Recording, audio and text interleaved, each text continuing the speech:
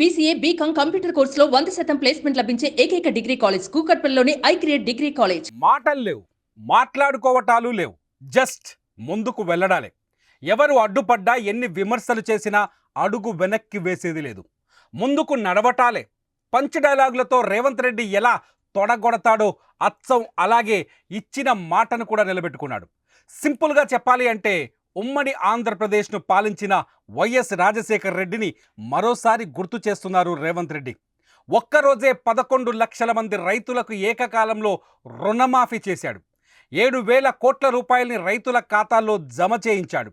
Congress CM అంటే ఇలా ఉంటాడురా అని మరోసారి రుజువు చేశారు రేవంత్ రెడ్డి.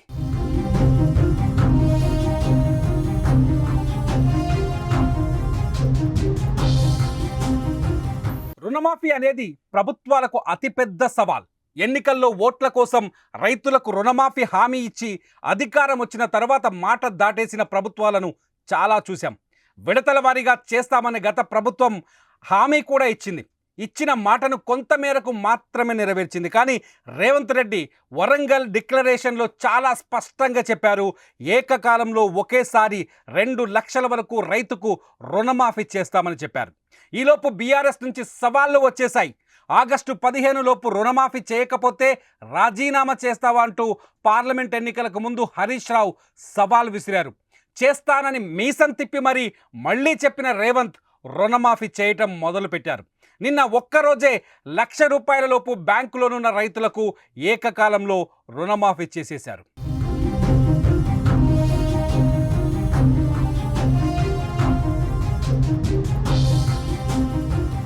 సరిగ్గా 20 ఏళ్ల క్రితం ఉమ్మడి ఆంధ్రప్రదేశ్కు ముఖ్యమంత్రిగా బాధ్యతలు చేపట్టిన వైఎస్ రాజశేఖర రెడ్డి కూడా ఇదే పని చేశారు.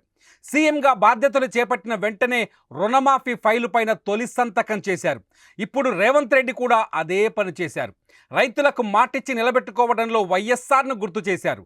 నిన్నటిదాకా రుణమాఫీ అవుతుందా లేదా అన్న రైతుల్లో అనేక ప్రశ్నలు కనిపించాయి, విమర్శలు కనిపించాయి, ప్రశ్నలు తెరపైకి వచ్చాయి, ఆరోపణలు కూడా వినిపించాయి. కట్ చేస్తే జస్ట్ 24 గంటల్లోనే సీన్ మొత్తం మారిపోయింది.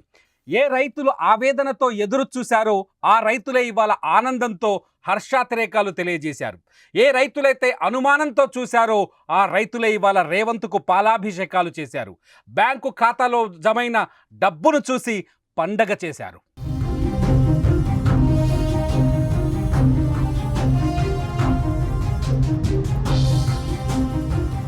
వైఎస్కు రేవంత్కు మధ్య ఒక సారూప్యత కనిపించింది. వైఎస్ పాదయాత్రతో ప్రజలకు దగ్గరయ్యారు. పాదయాత్రతో జనం బాధలు తెలుసుకున్నారు.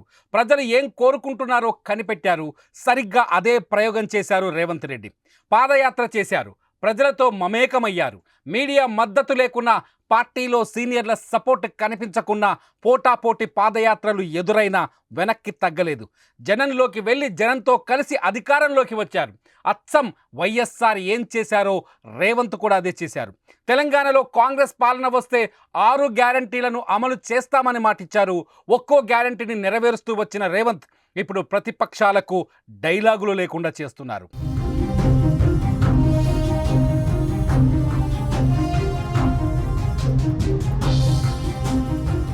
పార్లమెంట్ ఎన్నికల్లో రైతు రుణమాఫీ పేరుతో సీఎం రేవంత్ రెడ్డి ప్రచారం చేశారు. ఎక్కడికి వెళ్ళినా ఇదే హామీ, అదే మాటతో దూసుకుపోయారు. భద్రాద్రి సీతారామస్వామి చంద్ర సాక్షిగా, యాదాద్రి లక్ష్మీ నరసింహస్వామి సాక్షిగా, వరంగల్ సమ్మక్క సారలమ్మ సాక్షిగా, వేములవాడ రాజన్న సాక్షిగా రైతులకు రుణమాఫీ చేస్తానని హామీ ఇచ్చాడు. ఇచ్చిన మాటకు కట్టుబడి పనిచేసే నాయకుడిగా మాట నిలబెట్టుకున్నాడు. రేవంత్ తీసుకున్నది నిజంగా సాహసోపేతమైన నిర్ణయమే. రైతు రుణమాఫీకి రేవంత్ సర్కార్కు అక్షరాల 31,000 కోట్ల రూపాయలు కావాలి. ఓ పక్క గత ప్రభుత్వం మిగిల్చిన అప్పుల కుంపటి, మరో పక్క 6 గ్యారంటీల అమలు కాంగ్రెస్కు కత్తి మీద సాములా తయారైంది. దీంతో ఖజానా నిల్, పని ఫుల్ అన్నట్టుగా తయారైంది పరిస్థితి. దానికి తోడు ప్రభుత్వం వచ్చి పట్టుమని 10 నెలలు కూడా కాకముందే ప్రతిపక్షాల విమర్శలు, కాంగ్రెస్ ప్రభుత్వం ఇచ్చిన ఏ ఒక్క హామీని నెరవేర్చలేదంటూ నిందలు, రుణమాఫీ చేస్తామని రైతులను మోసం చేసిందనే ఆరోపణలు, రుణమాఫీ చేస్తే మేం రాజీనామాలకు సిద్ధం, లేదంటే మీరు సిద్ధమా అనే సవాళ్లు. ఇన్ని సవాళ్లు, ప్రతి సవాళ్ల మధ్య రైతు రుణమాఫీ చేసింది కాంగ్రెస్ ప్రభుత్వం. కాంగ్రెస్ మాటిస్తే అది శిలాశాసనం అని మరోసారి రుజువైందన్నారు సీఎం రేవంత్ రెడ్డి. రైతు డిక్లరేషన్లో చెప్పినట్టుగా రుణమాఫీ అమలు చేశామన్నారు. ఎన్ని ఇబ్బందులు ఎదురైనా, ఎన్ని సవాళ్లు ఎదురైనా రుణమాఫీని అమలు చేస్తామన్నారు. నాడు తెలంగాణ ఇచ్చిన సోనియా గాంధీ 4 కోట్ల మంది తెలంగాణ ప్రజల ఆకాంక్షలను నెరవేర్చారన్నారు. తన జీవితంలో ఇది మరుపురాని రోజు అని హర్షం వ్యక్తం చేశారు. మరోపక్క రైతు రుణమాఫీ చేయడంతో రాష్ట్ర వ్యాప్తంగా రైతులు సంబరాలు చేసుకుంటున్నారు. కాంగ్రెస్ ప్రభుత్వంపై తమకున్న అభిమానం, ప్రేమను చాటుకున్నారు. కాంగ్రెస్ ప్రభుత్వం అంటే ఇచ్చిన మాట నిలబెట్టుకునే పార్టీగా ముద్ర వేశాడు. దట్ ఈజ్ రేవంత్ రెడ్డి అంటూ పొగడ్తలతో ముంచెత్తుతున్నారు రైతులు.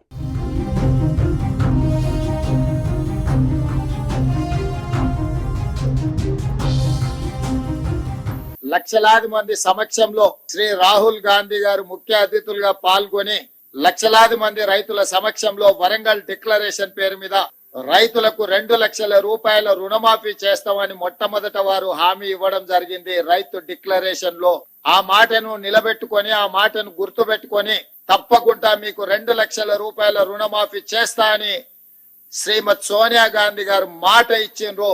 రాహుల్ గాంధీ గారు మే 6, 2022 నాడు రైతు డిక్లరేషన్ లో చెప్పిన 2 లక్షల రూపాయల రుణమాఫీని సెప్టెంబర్ 17, 2023 శ్రీమతి సోనియా గాంధీ గారు ఇచ్చిన 6 గ్యారంటీలలో అత్యంత కీలకమైన 2 లక్షల రూపాయల రుణమాఫీని తెలంగాణ రైతాంగానికి ఈ రోజు 6,098 కోట్ల రూపాయలను మొదటి విడతగా 1,00,000 రూపాయల వరకు అప్పున్న రైతులకు మొత్తానికి ఈ రోజు మీ ఖాతాలో జమ చేసి రైతు రుణ విముక్తి కలిగించి మీరు ఎలాంటి అప్పులు బ్యాంకులో ఉండకుండా మీ పాస్ పుస్తకాలు మీకు వచ్చే విధంగా ఈ రోజు కార్యక్రమాన్ని చేపట్టడం జరిగింది.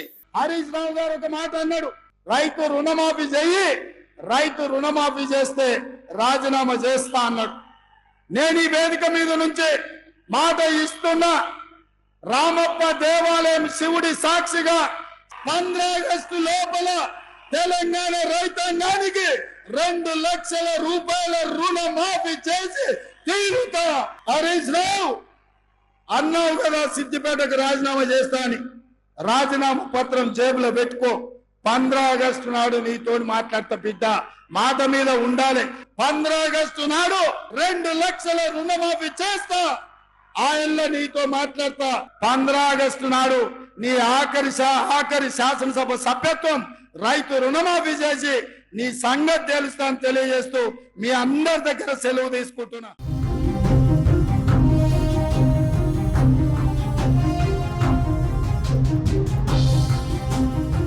తెలంగాణ రైతాంగానికి 6,098 కోట్ల రూపాయలను మొదటి విడతగా 1,00,000 రూపాయల వరకు అప్పున్న రైతులకు మొత్తానికి మీ ఖాతాలో జమ చేసి రైతు రుణ విముక్తి కలిగించి ఈ రోజు కార్యక్రమాన్ని చేపట్టడం జరిగింది.